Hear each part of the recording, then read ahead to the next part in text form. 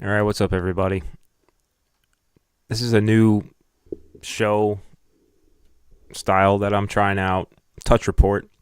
So I'm going to find whoever on YouTube, watch their footage, and then give my opinion on how good they are, what's their touch like.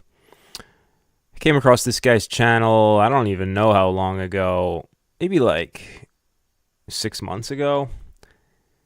I think he's got some of the best content there is for soccer, based on the categories that he chooses and what he chooses to talk about. For instance, just scrolling through it now. Oh, let me just fix this. Just scrolling through it now. Deen Does. 55K subscribers. Just looking at it now, like, where's the one about Mizuno? Mizuno is the most overhyped. And that is a good question because I keep seeing, basically, if you've been watching me, I started kicking the ball against the wall again. Within 2 weeks, my cleats that I bought in 2017, so 9 years ago, they were Diodora, and I don't know what the technical term is, like the sole plate with the studs on it just cracked in half. So then I need a new pair of cleats. So I started looking online, and then I see like everyone's like Mizuno, and I'm like, I don't know, Mizuno. How good could it be, right? So he's right on topic with that video. It's a lot of him playing in Sunday League. And up until his last post that he just did. Oh, wait, am I live right now? I should be live.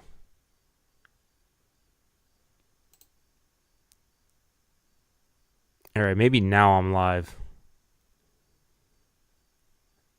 Well, anyway, Deen Does. One of the best soccer YouTubers, based on the categories of the different videos that he makes. And like I just said, I'll just say it one more time. So I've been going back to kicking the ball against the wall. Within 2 weeks, my cleats broke. I bought them back in 2017. I still have the receipt. I used them I haven't played at all. In 2017, I put the cleats on maybe like, I don't even know, 5 times. But the sole plate cracked in half. I knew something felt weird too. And then I was in the middle of playing. And then I just looked down and the plastic was just flapping around. So I'm looking at what cleats I should get. And I see everyone's hyping Mizuno. And you can see right here on Deen Does' page, he has a video that says Mizuno's is it the most overhyped. So it's it's exactly what I'd want to watch, basically. So however he's coming up with his topics is pretty good. He's got a lot of cleat related content and a lot of Sunday League. Now, he's been posting for 3 years. And he just recently revealed that he played college soccer. Now, if you get to sleuthing, you can figure out that where he played and his whole career based on the thumbnail. I'm not going to out him, but I did look through his college career. But let's watch some of his videos and do a little reaction. And then at the point of this series, I said before, I don't know if I was live or not because I clicked live on YouTube, but then OBS, I clicked afterwards. But touch report, going to watch some footage, give my opinion. How good is the touch? How good is the player? Endless possibilities with this series, the way it's laid out. Yeah, and so I watched Deen Does. And let's watch this. I joined the most hated team.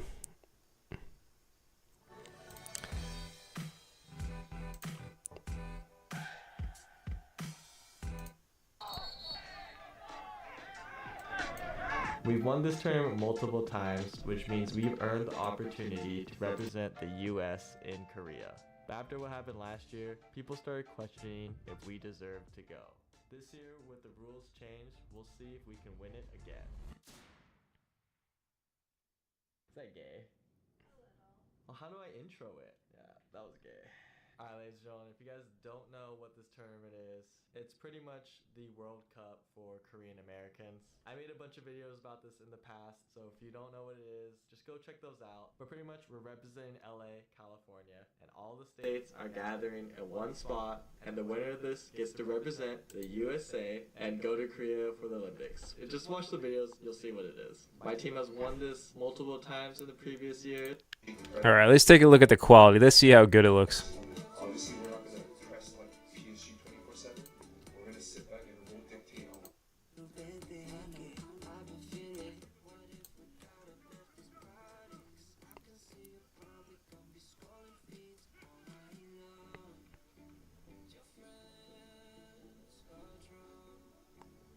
This is just all Korean people. I feel like you just add one guy who's like 6'3", just winning everything in midfield.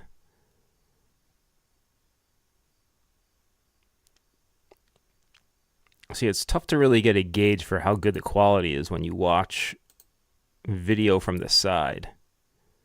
All right, let's see. This guy's going pretty quick here. This is like an old college clip. Let's see what he's talking about here. Sorry to shoot that game. They're just playing Too slow? slow. Too slow. Yeah. No urgency, huh? Same thing over and over. Yeah. Our game plan, just hit it to the wings and see something happen. It's not working.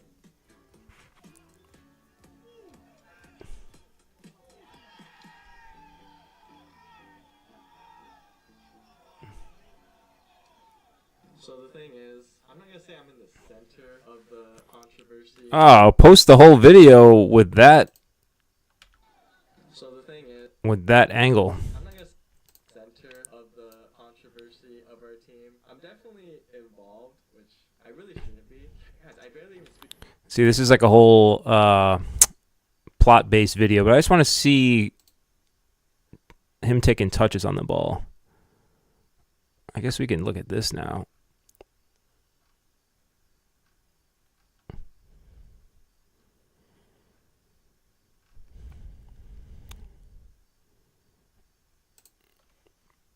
All right, let's watch this one. And then I will weigh in at the end with the touch report on Deen Does touch. Soccer in America is a very highly debated topic. But if there's one thing we can all agree on, it's that U.S. soccer is pay to play. If you got the funds, if you got the resources. I don't know if I agree with that. I feel like that's just being... I mean, it is true for sure in some cases, but I said this in a million different comments on YouTube. Everyone's always saying pay to play, which is true because you have to have some sort of money, but it's pay to do anything in America. That's the thing. That's what I'm saying. You're going to pay regardless. Anything you got to do, you got to pay for. So I guess the term pay to play is more referring to people shelling out big money to achieve a status that's going to leverage them, which, like, it's only going to go so far because at some point either like you have it or you don't. So, and I think college soccer is a pretty good equalizer. And I guess we'll talk a little bit about Deen and college soccer as we wrap this up. But let's watch this one, then we'll do the wrap up. If you got the moolah, you're chilling. And if you don't, well, hey, tough shit. I obviously grew up playing U.S. soccer, but being from that classic Asian stingy household, we never paid extra for anything. So I never got lessons, paid for facilities, or did any personal trainings. Until today, that is. Well, it's a whole different world too with YouTube now where you can go online and basically like learn how to play soccer online. I still think it's valuable. Ages 5 to 9 to get instruction, and you should pay for it, yeah. What's up? You want a picture? Oh, for sure, yeah. Thanks, bro. I appreciate it. Guess we're famous in these terms now. I need to put on for sure. Now I'm nervous. This is a facility that I do a lot of pickup at, actually. I've never done a session here, so So honestly, I'm gonna be probably ass at this stuff. Like I mentioned, I don't do drills. I'm really not a practice player. I'm gonna be honest. Of course, I'm nervous. My gosh, I feel like I'm in blue lock. Egoist. These balls are tiny. Look how tiny these balls are. You've seen it before, right? I've never seen. No, I've never seen some on Instagram. Yeah, so perfect. So I'll kind of just run you through. All right, let's watch that. Let's watch that sequence again. Like I'm in blue lock. Egoist. These balls are tiny. Look how tiny these balls are. You've seen it before, right? I've never seen. No, I've never seen. Looks pretty good. I'm not gonna lie. He's got good mechanics there. The only thing I'll mention is like, whenever I watch footage of him playing, before he revealed that he played in college, I had a lesser opinion of his ability. But once I read through his resume, I have a higher opinion. But the thing that he does in games that I see over and over again that I disagree with is that he's always taking touches and dribbling, just aimlessly, just hammering away, full speed dribbling all over the place. So, but context is important because the dribbling, if you're playing in a men's league game where the other team or your teammates are all trash, then you got to be more active on the ball because you got to like basically like carry everyone through the game. And like this guy's in the wrong spot, so I need to dribble all the way over here so that he's in a better spot for me. So that's one caveat, if that's the right word. But I disagree with all the dribbling, but I guess that's his playing style. But you shouldn't really need to take more than 3 touches max, pretty much in any situation. You should be taking 2 touches or 1 if you can. But like I said, that's a luxury that's afforded to you when you're playing with other people who are also at your level of adeptness.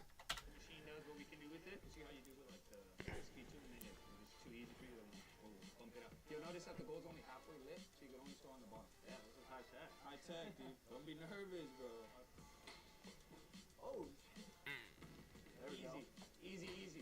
Is the soul touch okay or is that cheating? Soul touch is okay, just don't do it every single time. Again, the ball is super light, obviously smaller than what you use. Yeah, these are right. So again, instead of taking that touch right under your feet. This is a perfect video to watch to review. If you can get a small little directional touch on the foot. So what do you do? Check it.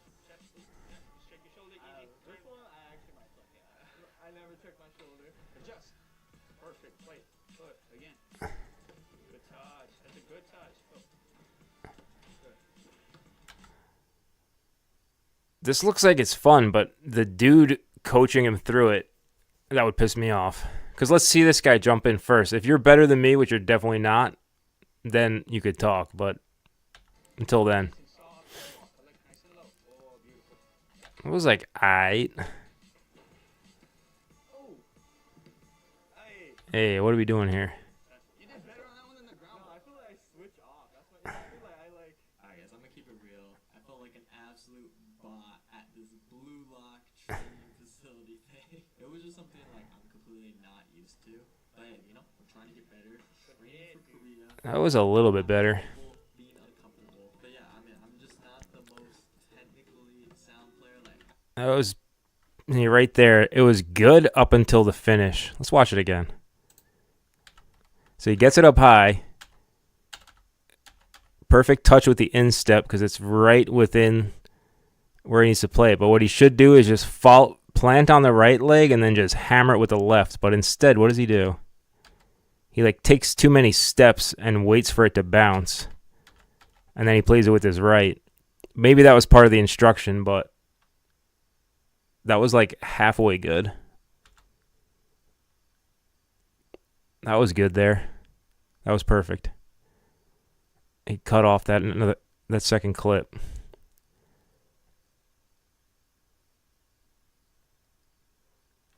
I'm giving him right now, I think he's at like an A- touch report.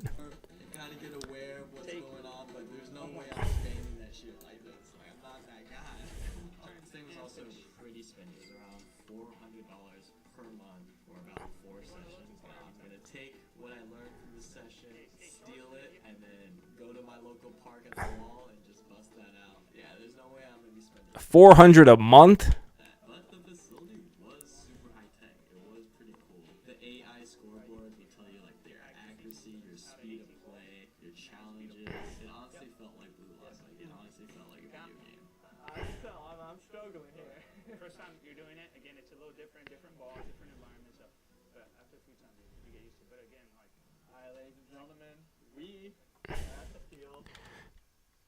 All right, that was pretty interesting to watch. Actually, that's exactly the type of thing that I've been trying to build with ChatGPT diagrams. My game is a little bit different than that, but I've been building diagrams for a game on ChatGPT. Let me see if I could pull up an example of what my game looks like. Let's see.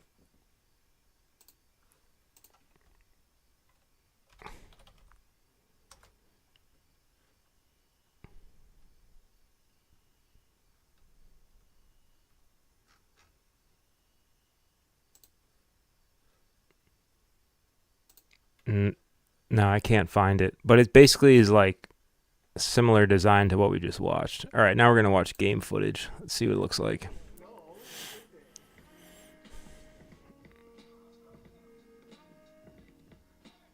yeah, hit that.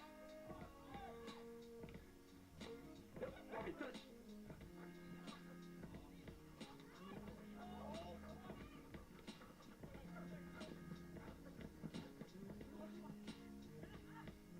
So when it came to using what I learned from that soccer facility in game, it was kind of hard to see immediate results. I mean, obviously because it's technical work, but you're not gonna see immediate results like right away. It takes time to build.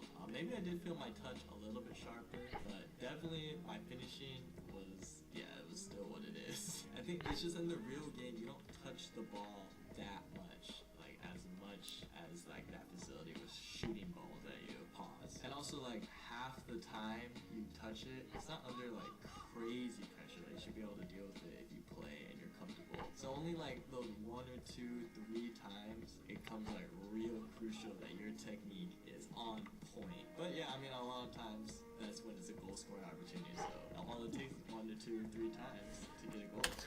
It looks pretty good.